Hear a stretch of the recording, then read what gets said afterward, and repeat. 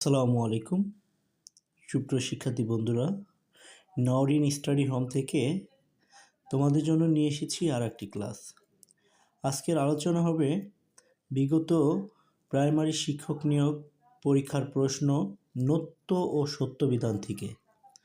তো 1 নং প্রশ্নে বলা হয়েছে কখন ন হয় না, উত্তর খ ট বর্গের আগে।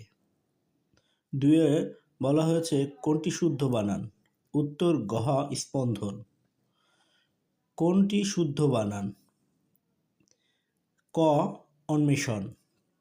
4 নং প্রশ্নের উত্তর প্রশ্ন হচ্ছে কোন বানানটি শুদ্ধ, উত্তর খ সুদন।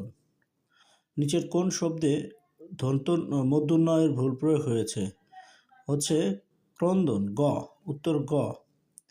6 নং প্রশ্নে কোন দুটি বর্ণের পর ন ও মূর্ধন্য ষ হয়, উত্তর খ রি ও র।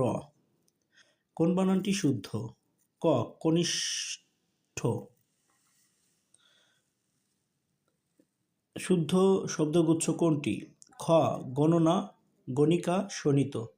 কোন শব্দটি বানান সঠিক, খ দূষণীয়।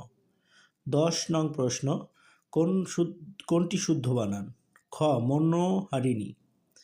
11 নং প্রশ্ন কোনটি শুদ্ধ বানান, সংকীর্ণমনা গহ। কণ্টক বানান কোন নিয়মে সাধিত হয়, উত্তর নত্যবিধান। 13 নং প্রশ্ন কোন বানানটি চিহ্নিত করুন, শুদ্ধ বানান কোনটি চিহ্নিত করুন, উত্তর ক মূর্ধন্য ন। ধন্যবাদ নওরিন স্টাডি হোমের সাথে থাকার জন্য। আল্লাহ হাফেজ।